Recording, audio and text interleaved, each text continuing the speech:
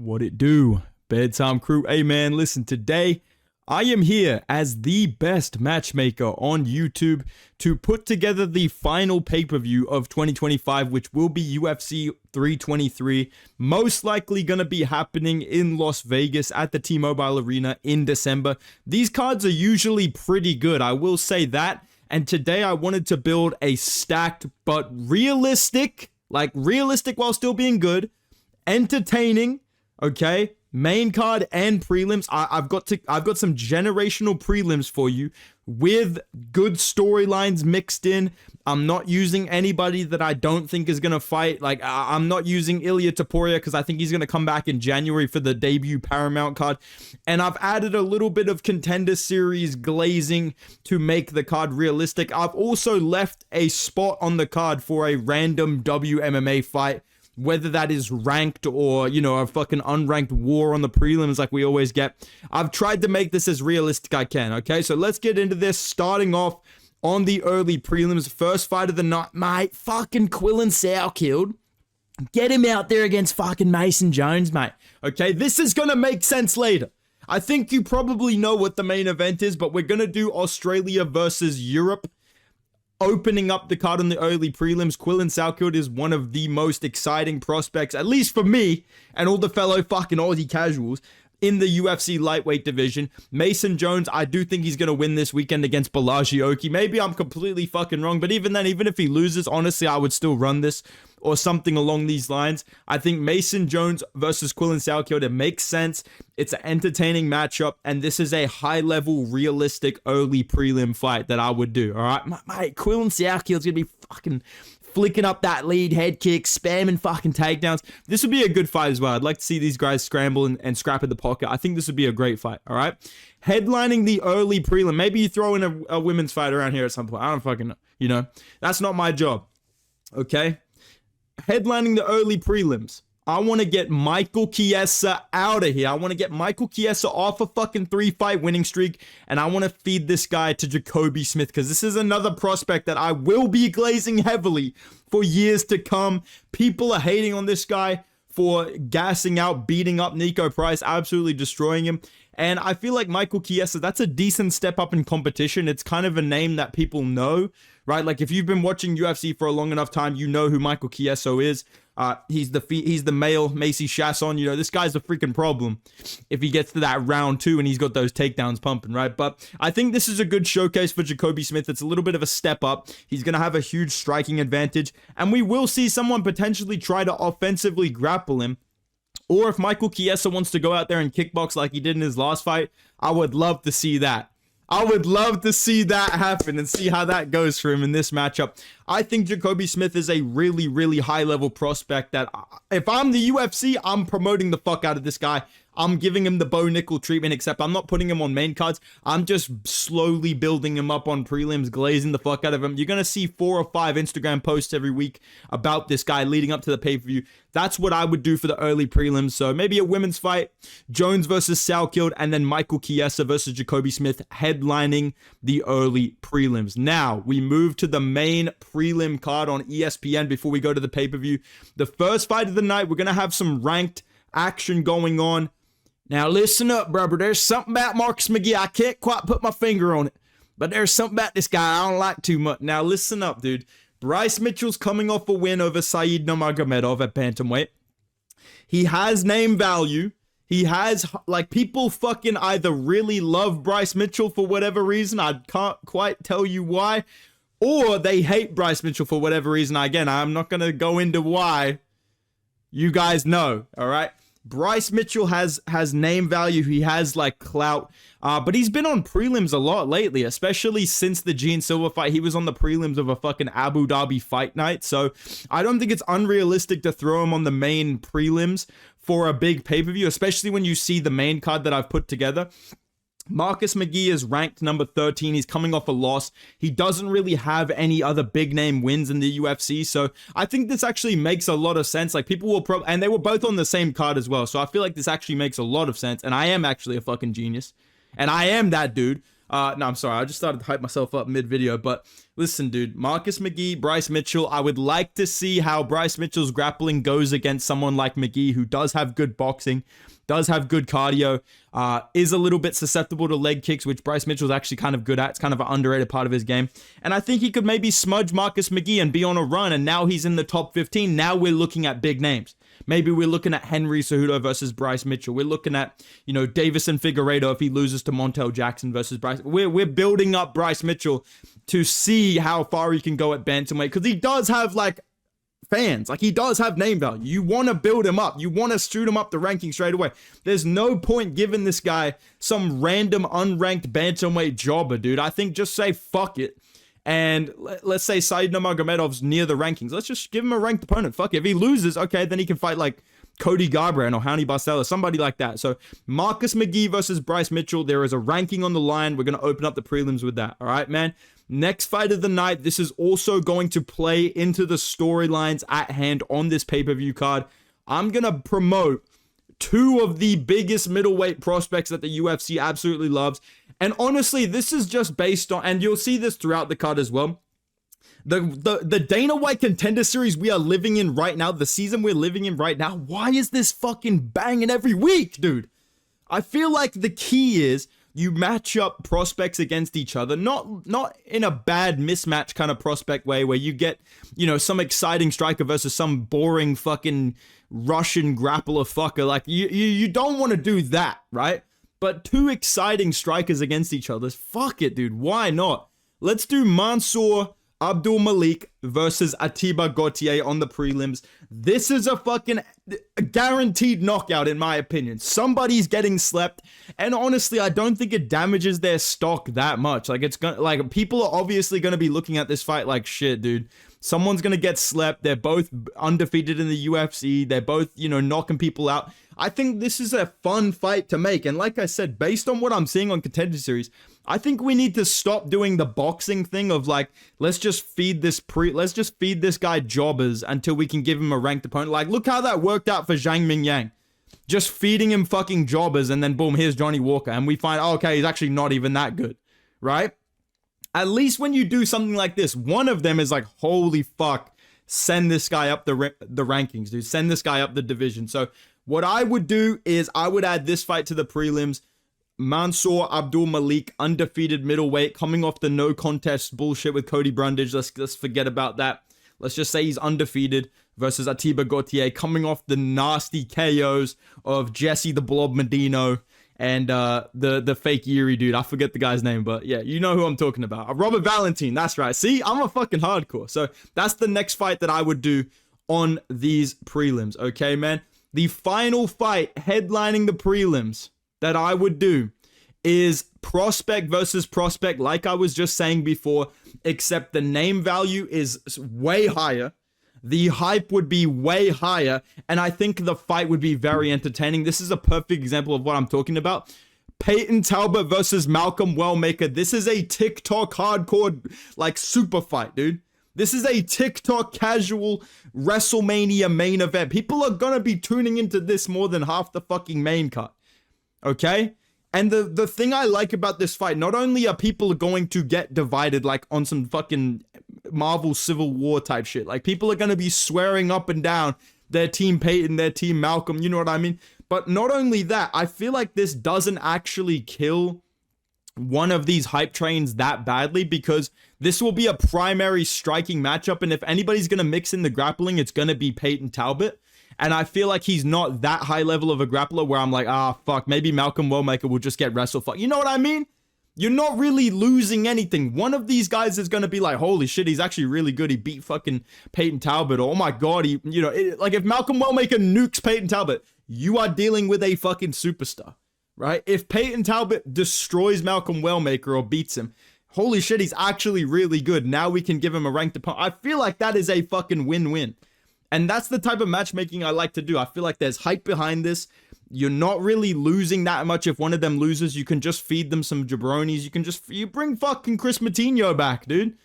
Bring back fucking Bring back fucking Teruto Ishihara or somebody, dude. You know what I mean? It's not that bad. Give the loser of this Cody Garbrandt. Boom, problem solved. So I would do the prelims of Peyton Talbot versus Malcolm Wellmaker, Abdul Malik versus Gautier, Marcus McGlee versus Bryce Mitchell, and maybe throw that Michael Chiesa Jacoby Smith fight on the prelims, or maybe you throw a women's fight on there. Whatever it is, dude. Those are the prelim fights I really want to see.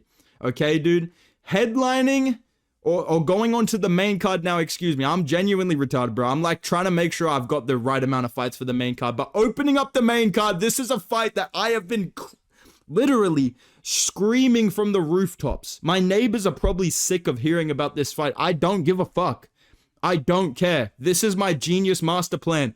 Opening up UFC 323 in December in Las Vegas. Opening up the main card.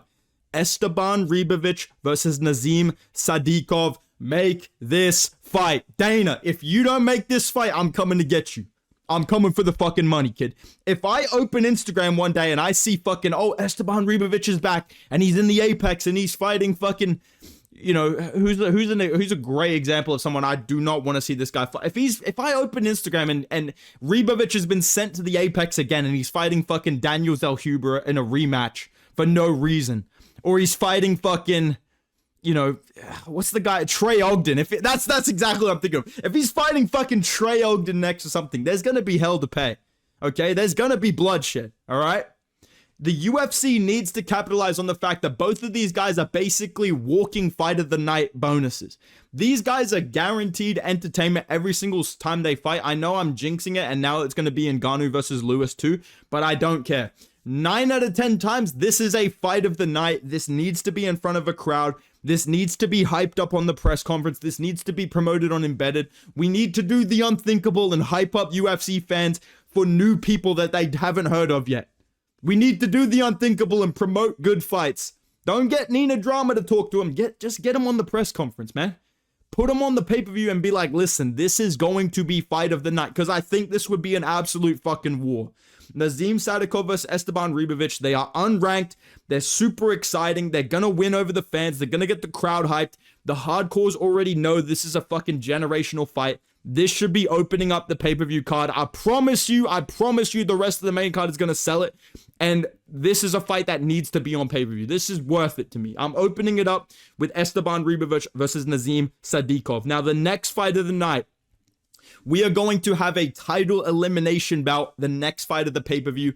And I feel like this is very logical matchmaking. I was going to book them against somebody else, but then I thought they're right next to each other. They're both in a weird spot where they're one win away, but it depends who's the champion. I want to see Brandon Moreno versus Tatsuro Taira on this main card, and it will make a lot of sense when you see the other fights on this card. I think you probably are guessing what else is on this card. I think Brandon Moreno versus Tatsuro Taira is the perfect, not only backup to a flyweight title fight, which may or may not be on. I'm not going to say what the co-main event is. It's a flyweight title fight. So you have two backups, right? If Pantoja pulls out, Moreno, step in there, bro. Moreno versus Van for the interim belt. That's a fucking sick fight, dude. You know what I'm saying? If Van pulls out, then Taira, you get a title shot because we don't want to see Moreno Pantoja 5. That's the logic behind this. I feel like this is a fucking absolute win. This is a fucking genius idea by me here, dude. And not only that, I think this would be a very entertaining fight. I think Moreno would have more volume on the feet with his boxing. Taira probably hits a little bit harder, at least with his right hand. And I think the grappling scrambles would be very, very high level, very entertaining. I don't see this fight being a boring fight more often than I see it being an entertaining fight. So I think this is a great addition. Plus, Brandon Moreno has like a army of fucking Lego building casual fans to bring to this pay-per-view card. So I would say Brandon Moreno versus Tatsuro Taira is a great second fight of the night. Leading in to our triple header, we don't just have one title fight. We don't just have two title fights. We have 3 title fights, which used to happen on pay-per-view cards. I know this sounds like, oh my god, bro's building UFC 500. There's always going to be one, dude, this card is dog shit, bro. It's literally UFC 400, bro. Dude, what are you talking about, bro? My main card would be Pavlovich versus Prime Jones, Ngannou versus Aspinall. I would have McGregor versus Khabib too. Like, there's always gonna be one fucking guy in the comments like, bro, this card sucks, bro. But realistically, this is doable. I think it's the time to pull the trigger on a 3-fight three title fight card, with the rest of the card being mainly just unranked bangers, you know, a couple of still ranked matchups, I think the triple header would be featured fight Alexandre Pantoja versus my GOAT, Joshua Van. We are the #1 contender. We beat Brandon Royval, and now we are coming to take the belt away from Alexandre Pantoja. This is a sick fight. I really hope this gets made before the end of the year. I'll be very surprised if this doesn't get made for this December pay-per-view. It seems to be like the UFC has two fighters locked in every December. They've got Santa Claus himself, Shavkat Rakhmonov, to show up once a year, and they've got the Christmas elf, Alexandre Pantoja, right alongside him. Every single December, if you whisper his name 3 times, he will appear and defend his belt in the co-main event. So I would say let's bump him down to the featured fight because there is bigger fights to make. I would say Pantoja versus Van. We all want to see this fight. This is a no-brainer addition to this card. That's going to be the featured fight. Co-main event. Some people would fake hardcore and say, dude, this should be the main event, bro. I'm not one of those people. Oh my God, Amanda Nunes is back. People literally, bro, I'm literally jumping out of my chair in anger, bro. People literally last video were like, bro, L take on Nunes, bro. What do you mean you're not excited to see her come back? Does anybody actually give a fuck about Amanda Nunes? Obviously, I know she's the GOAT of women's MMA. I know this. I'm aware of this. She beat fucking Megan Anderson, dude. Nah, obviously, I know she beat Cyborg. She beat Rousey. She beat Holly Holm. She beat Irene Aldana. You know what I mean? She beat everybody. I think this Kayla Harrison fight is huge. I think, obviously, this would get precedence over a male flyweight title fight. 9 out of 10 times, this would be above that in terms of importance to the UFC. And this is a huge fight. Like, I'm not going to try and make fun of the fact that people are, like, fake hardcoring, like, dude, I can't wait for Nunes to come back. Even though when Nunes was around and was the champion, we all were sick of the fucking women's divisions. Let's not pretend that we were all like, yeah, dude, oh my God, I can't wait to see Nunes versus Aldana, bro. This is the greatest card of the year. Yeah, that's what people were saying when Nunes was headlining pay-per-views, guys. Yeah, dude. You guys want Nunes coming back headlining pay-per-view? Okay, guys, we can definitely make that happen. Yeah, see how that fucking turns out for you, dude. Regardless of that, this is a huge fight. Kayla Harrison versus Nunes. It's box office. It's a big fight. I think this is the perfect co-main event to this December pay-per-view. I'm not even mad if they just do this as the main event and they do Van versus Pantoja as the co-main event if they stack the undercard. But for me, personally, I don't care how big this fight is. I will never be like, oh my God, I can't fucking wait for Kayla Harrison to fight, dude. Maybe I'm not even a hater. I like Kayla Harrison. And I don't even mind Nunes. But I just have to be honest, something within me, I don't know whether I don't know what it is, dude. But there's just something like, it doesn't matter what the women's main event is. I'm just not trying to watch that shit as the final fight of the night. I'm not trying to make a video being like Kayla Harrison versus Amanda Nunes final prediction. You know, I just feel like that just doesn't carry the weight of other fights that could be made as the main event. So I'm going to put that as the co-main event ahead of Pantoja versus Van. So for the undercard, we've got Kayla Harrison versus Nunes co-main. We've got Pantoja versus Van featured fight. We've got Moreno versus Tyra. And we're opening up the main card with Esteban Ribovic versus Nazim Sadikov.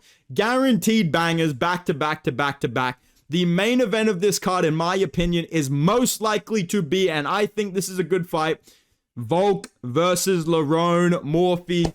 100%. I truly believe I deserve a title shot. I truly believe I headshot dead Aaron Peak though, bro. I truly believe I deserve a title shot. 100%. Defo. I know that's not his voice. I don't give a fuck. Lerone Murphy is literally speed running the Leon Edwards career path. And I just pray that means that, I just pray that doesn't mean that we have to see Lerone Murphy knock out Volk. I don't want to see that timeline where Lerone Murphy sleeps Volk, dude. But I'm scared, bro. But that being said, this is actually a good fight. Like Volk versus someone undefeated. It is kind of win-win for the UFC, especially if you're a Volk Glazer. If Volk wins this, you literally cannot tell. If you're a Jose Baldo fan, you literally cannot tell me shit when Volk beats Lerone Murphy. You literally cannot say shit to me. You can't bring nothing to me, bro. If you are a Jose Aldo's the featherweight goat, man. Jose Aldo's top 5 all time. I'm sorry. If Volk wins this fight, he borderline already has cleared Aldo. Not to mention the fact he already beat him, right? But if Volk comes back, wins the belt again, defends the belt against an undefeated prospect and that's 35 years old. That's sleeping, people, and that is on a very good win streak of ranked opponents. I'm sorry, that is literally clearing Jose Aldo defending his belt against fucking Mark Hominick and shit like that. I'm sorry, I just have to say it like it is, dude. So Volk versus Murphy is the main event. The reason why I've put 2 other title fights on this card as well, not only do I think all 3 of these fights are very likely to be on this December pay-per-view, and you know, I don't want to skip 1 and just keep 2 if I can make 3 realistically, but also I just have to be real. Every single one of these fights alone, and that's the main event and there's no other title fights, I don't think that is a big card, right? Like, I don't think that fits the final pay-per-view ever on UFC, like the final UFC pay-per-view ever, basically, before we move to the new system with Paramount in 2026. I think a great way to go out, make it worth the money, make it worth the hype, is all 3 of these, you know, decently hyped title fights. All of them have varying degrees of hype behind them. I'm excited for all 3 of them. But any individual one of them headlining a pay-per-view, in my opinion, and then the rest of the card is just as it was, I just don't think that's good enough. And I don't know if the UFC is going to put this much effort into it, but I would. If I was running the UFC, and if you guys want me to work for the UFC, just let Dana know, bro. He'll basically just call me up and hire me. But I would do Volk versus Murphy in the main event. Super high level fight. Volk's legacy's on the line. We have potential for new blood as the featherweight champion. And if Murphy becomes champion, I mean, we're looking at maybe Gene Silva next. Maybe Movsar Evloev fights the Diego Lopez in a rematch before he gets another title shot. You know, we've got some things building at featherweight, right? And if Volk wins this, I feel like he will retire. So maybe we do get Evloev versus Gene Silva for a vacant belt. That would be kind of sick.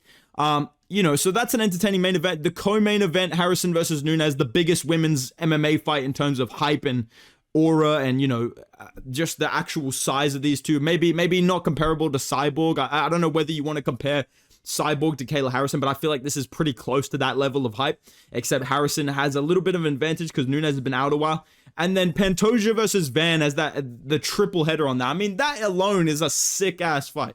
This is probably the one I'm most excited about just because I'm the biggest Joshua Van Glazer there is, and I always fucking have been. I didn't jump on the bandwagon. Oh my god, he beat Brandon Royval. This guy's sick. Now, I've been here since day 1. I've been here since fucking Felipe Boonies nearly beat this kid. I've been here since Charles Johnson slept this guy and then followed me on Instagram for some reason, alright, dude? You weren't with us in the trenches, so I think a triple header of that, and then you add fucking Moreno versus Tyra. You add Ribovic versus Sadikov. You add Peyton Talbot, Malcolm Wellmaker on the card. You know, Atiba Gauthier, Quillen Salkio. All of the storylines are there. All of the Dana White Contender Series glaze is there. I feel like this is a realistic, entertaining, worth watching pay-per-view to finish off the pay-per-view era of the UFC. This is what I would do with the final pay-per-view of 2025. But hey, let me know your opinions in the comments down below. I'm sure that you guys can build a much more realistic, better card with Prime Fedor versus Jones and all that stuff. You know, I'm trying my best. I'm not on these guys' levels, but let me know your opinions in the comments down below. If you guys enjoyed the video, drop a like, subscribe to the channel. I will be doing a UFC Paris recap right after the card is over, so subscribe for that if you want to see that. And yeah, man, make sure you check out my predictions that I did for that card if you missed it and yesterday's video. Go follow me on Instagram and Twitter at Bedtime MMA, and I will see you guys in the next video. Have a good weekend, boys. Goodbye.